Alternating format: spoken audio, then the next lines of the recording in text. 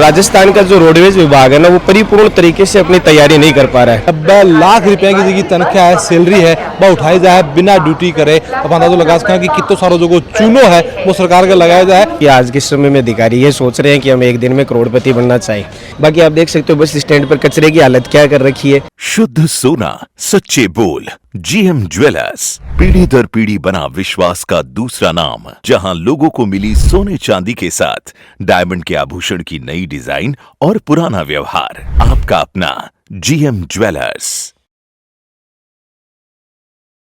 रामाजी नमस्कार, मैं अरुण थे, देख रहा हूँ जलको झुंझुनू। और फिलहाल हम मौजूद हैं झुंझुनू के रोडवेज बस डिपो के बिल्कुल सामने। और अपडेट है जी झुंझुनू रोडवेज से जुड़ेड़ी है और तंत्रद्योगी के अंदर जो को वो जांच कमेटी बैठी ही और 24 कर्मचारी इन जगह पर निलंबित कराया गया। और एक अंदर की खास बात निकली भैया निकली कि 16 कर्मचारी तो आया का आज झुंझुनू डिपो के अंदर जगह न तो ड्यूटी पर आया करता न कोई काम कराया करता, सिर्फ और सिर्फ फर्जी जगह अटेंडेंस लगा के और आपको वेतन है आपकी देखिए तनख्वाह पे उठा रहा है।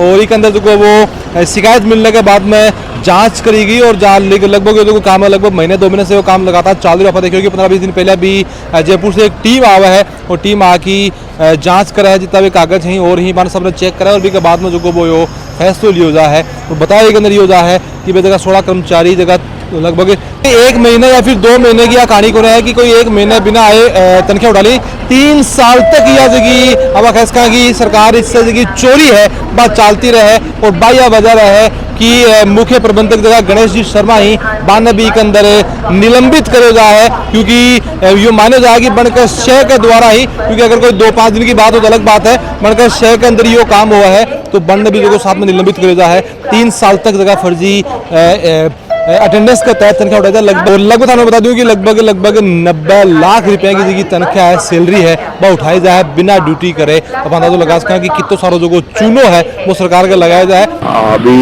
देखिए हमने डॉक्यूमेंट्स जो हैं सारे जो भी रिलेटेड थे, कंप्लेंट से रिलेटेड थे, वो सारे कलेक्ट कर लिए हैं और उनकी सभी कॉपियाँ रख ली हैं। उनकी विस्तृत जांच करके रिपोर्ट जल्दी हेड ऑफिस सबमिट कर, जो पहले जांच थी उसी के थे सारे और उसी में ही रीसबमिट किया है उन्हीं को डेटाज को वापस और उन्हीं को गहनता से जांच की है। थाना में के अंदर ये बताना चाहूंगा कि जगह सस्पेंड कराया गया है के अंदर मुख्य प्रबंधक गणेश शर्मा और प्रबंधक यातायात, प्रबंधक संचालन, प्रबंधक लेखा, प्रबंधक प्रशासन और यातायात निरीक्षक, 11 कंडक्टर और 5 ड्राइवर और साथ में जो वो एक वरिष्ठ सहायक और एक कनिष्ठ सहायक, इतना लोग जगह के अंदर शामिल है और अन सब ने जो है वो निलंबित करे गए हैं। और उनके ऊपर आरोप है वो ये लगे है कि फर्जी तरीके से अटेंडेंस लगा कि घरा बैठा ये सरकार का चूनो लगा रहा और लगभग 90 लाख रुपए की जगह तनख्वाह है वह सरकार से ले चुके हैं। बताना चाहूँगा कि 21 मई 2025 में जयपुर से एक टीम आवा है और लगभग 11 घंटा तक जगह जांच पड़ताल करी जाए और कागज दस्तावेज खंगाला जाए और भी के बाद में 17 कर्मचारियों का जगह रिकॉर्ड ही वे आपके साथ में ले जाए और भी के बाद में आज जो है वो 24 कर्मचारियों ने निलंबित किया जाए। 24 कर्मचारी सस्पेंड कर दिया गए। क्या लगे कि यो 1-2 दिन को खेल को 3 साल तक घर बैठा तनख्वाह उठाई है तो सबकी मिली भगत समझदारी की तरह है। बिल्कुल साहब, ये सबकी मिली भगत है क्योंकि मैं भी एक बार जयपुर एग्जाम देने गया था तो उस समय राजस्थान सरकार के द्वारा सभी बसों में निःशुल्क यात्रा के लिए प्रावधान था। लेकिन खेतड़ी बुक डिपो की एक बस थी, उसमें मैंने राजस्थान का जो पंथ परिवहन निगम का पोर्टल है उस पर शिकायत डाली थी और उनको बताया था कि मेरे से बेमतलब से किराया लिया गया है, लेकिन आज तक उसका कोई समाधान नहीं हुआ है। नहीं, बिल्कुल नहीं है। और राजस्थान का जो रोडवेज विभाग है ना, वो परिपूर्ण तरीके से अपनी तैयारी नहीं कर पा रहा है और इसकी सुचारू कर्मचारी तो घर बैठे मॉनिटरिंग सही तरीके से नहीं हो रही है। प्रबंधक जो डिपो कर्मचारी हैं वो सही तरीके से काम नहीं कर रहे हैं।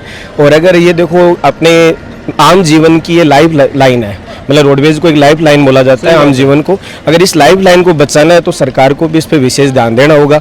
सरकार के जो कर्मचारी हैं, जो अधिकारी हैं, जो संभाग स्तर पर, जो राजधानी स्तर पर बैठते हैं, उनको इसके ऊपर विशेष ध्यान देना चाहिए। देखो ध्यान तो देना चाहिए वैसा, लेकिन मैं बताऊँ कि 24 कर्मचारी निलंबित करे गए हैं। 16 कर्मचारी 3 साल से तनख्वाह ठा रहे हैं। तो ये मतलब ये होगा कि पूरा ही अब कह सकते हैं कि दाल में कुछ काढ़ोगे, पूरी दाल ही काली हो रही है। तो पूरी दाल ही काली है, क्योंकि आज के समय में अधिकारी ये सोच रहे हैं कि हम एक दिन में करोड़पति बनना चाहिए।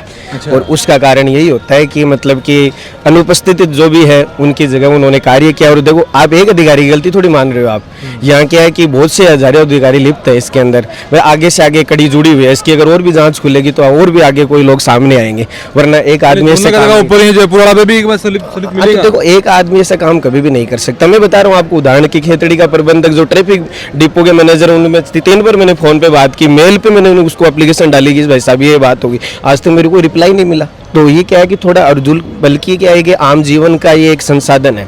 मतलब कि हर आदमी गाड़ी से चल सकता है, पैसे वाला अधिकारी चल सकता है, लेकिन एक आदमी बस के माध्यम से जुड़ा हुआ है।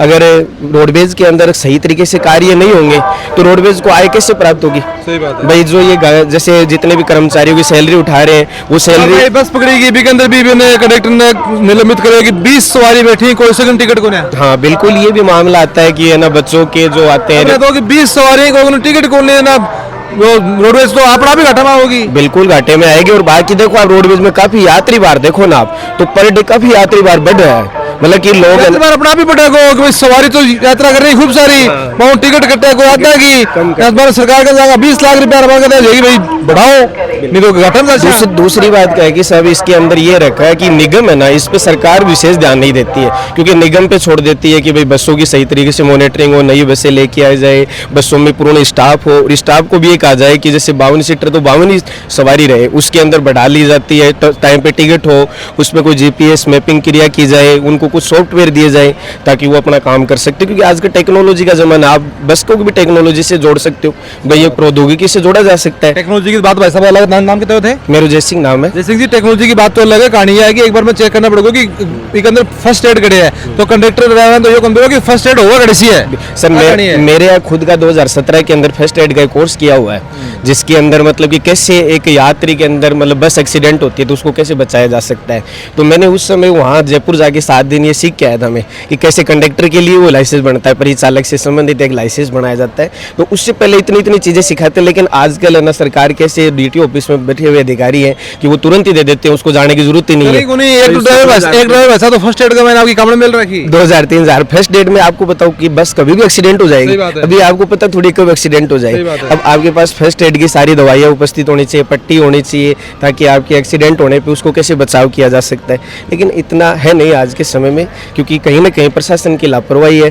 अपने देखो, आज ये जिला हेडक्वार्टर है, आप जिला हेडक्वार्टर पे अपने कलेक्टर साहब भी बैठते हैं, प्रशासनिक अधिकारी सारे, फिर भी यहाँ इतनी लापरवाही हो रही है, तो उसका अंजाम क्या होगा? बाकी आप देख सकते हो बस स्टैंड पर कचरे की हालत क्या कर रखी है। बिल्कुल बिल्कुल, कह रहा हूँ, रिक्वेस्ट भी करूंगा कि मैं एक बार दिखाना चाहूंगा कि किस हिसाब से पूरा जो वो कचरा वगैरह की है, और व्यवस्था के नाम पर आप कैसे कहा कि पानी भर रहा है, कड़े कचरा पड़े हैं, आप कैसे कहा कि बिल्कुल नील बटे सन्नाटा कहानी हो रही है। जैसे जी को जिस हिसाब से खड़े, बिल्कुल इनकी बात बिल्कुल सही है कि लापरवाही के अंदर बढ़ती जा रही है। अगर सही तरीके से काम हुआ है, घर बैठ के तनख्वाह नहीं उठाया जाए, उरा आके अगर पूर्ण तरीके से काम करे जाए और सगा लोग अगर ईमानदार हुए तो मुझे लगा कि 2 साल का मैंने ये बसाई अपन ऐसी बस मिल सके, इतना फायदा हो सके। लेकिन वे लोग आपस में फीसा खा ली, बांट ली, तो भाई वजह है कि जो रोडवेज निगम है जो घाटे के अंदर आवा है, और अब उम्मीद यही करी जा रही है कि निलंबन मन करे गए, अब जगह कर्मचारी आवे ढंग से काम करें और जून रोडवेज डिपो की जगह दिशा है बदलने का प्रयास करें। क्योंकि भाई साहब कलेक्टर साहब दूरी कितनी मांगा आप, कलेक्टर बैठे में से लगभग 1 किलोमीटर की दूरी है और अठे कहानियां है। एक छोटी सी बात मैं बताना चाहता हूँ कि आप अपने पड़ोसी राज्य हरियाणा है, हरियाणा का आप परिवहन विभाग देखो, आप कितना मजबूत है। आज एसी बसें आ रही हैं, 2x2 बसें आ रही हैं। इसके बाद में आप देखो 10 साल पहले भी हरियाणा रोडवेज का एक भी आप देखो कभी घाटे में नहीं गई है, पूरी तरीके से स्टाफ है, पूर्ण तरीके से वो काम करते हैं। क्योंकि निगम एक मजबूत होना चाहिए। सीटीयू अपने चंडीगढ़ ट्रांसपोर्ट अंडरटेकिंग है, एक अंडरटेकिंग कंपनी है, फिर भी आप देखोगे ना तो वहाँ का मैनेजमेंट बहुत अच्छा है। सही बात है, सही तरीके से, बिल्कुल सही बात है, सही तरीके से अगर काम करो जाए तो सब चीजें जिंदगी में सही हो उसकी, बेहतर हो उसकी और काफी शानदार भी हो उसकी। अब देखा कि हरियाणा का एग्जाम्पल है, जय सिंह जी साथ में अगर आप विदेशों की बात करें तो बड़े भी जगह कितनी शानदार बसा हुई, कितनी शानदार रोड़ा हुई, कितने शानदार तरीके से काम करे जाए, वे काम पूरे भी हो सके। बेसरते एक अंदर जो वो ईमानदारी दिखाई जाए और इस सही हिसाब से जो वो भ्रष्टाचार नहीं करे जाए। उम्मीद यह करांगा कि आगे जो थोड़ा सा अंदर सुधार आवे। बाकी और के तरीका से आप प्रशासन और साथ में जनता के हिसाब से एक अंदर आपको रोल अदा करना चाहिए। थरी की राय थे मैं जरूर से बताऊंगा। मिलागा आप अगली अपडेट में। राम राम।